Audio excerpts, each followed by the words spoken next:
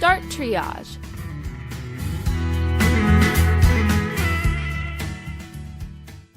The concept of triage is simply a method of quickly identifying victims who have immediately life-threatening injuries and who have the best chance of surviving, so that when additional rescuers arrive on scene, they are directed first to those patients.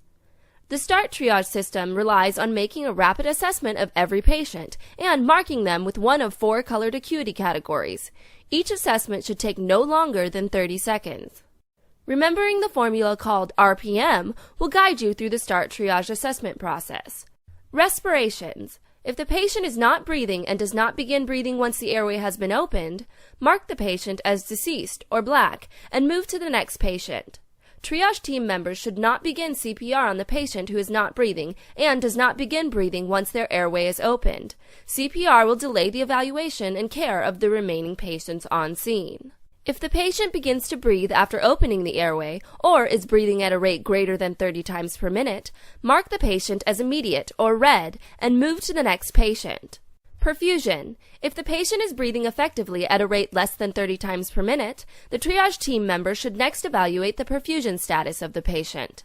Gross bleeding that can be quickly controlled with direct pressure should be immediately addressed. A bystander can assist in maintaining pressure until more first responders are available in the triage area to properly address the injury. The presence of a radial pulse is the most accurate rapid perfusion evaluation tool. While some publications advocate the assessment of the patient's capillary refill, this is not as accurate as a peripheral pulse check.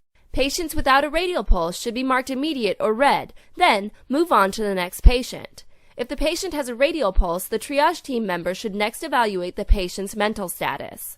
Mental status. Once the triage team member has determined that the patient is breathing and perfusing, they can turn their attention to the patient's mental status. Many times the patient with an altered mental status will be evident at the start of the assessment. Patients who are confused and cannot answer simple questions should be tagged immediate or red without any further evaluation. If the patient is breathing effectively, has a strong radial pulse, and answers all questions appropriately, but was not able to walk out of the immediate area with the walking wounded, tag the patient delayed or yellow. This patient most likely has an injury that is not life-threatening, but will prevent them from moving. Triage tags are applied to patients as they enter the treatment area after quick secondary triage to confirm or change their acuity category. If treatment areas were not established, the triage tag is applied to the patient just prior to transport. Properly utilized, the DMS triage tag provides patient accountability and tracking through the treatment and transport process. Accountability documentation is an important component of proper MCI/MPI management and post-incident reporting. Patient accountability is achieved in the treatment areas, if established, by removing the outer colored category receipt that matches the patient's triage category. The receipt is placed in an accountability log sheet by the treatment area manager. The unique number on the receipt matches that of the triage tag, allowing the area manager to have a complete record of all patients that entered the treatment area. Proper patient accountability in the ambulance loading area is critical for ensuring accurate bed availability counts and patient tracking. Just prior to a patient being loaded into an ambulance, the transportation receipt located on top of the DMS triage tag is removed by the transportation group supervisor or a designated ICS position given that responsibility.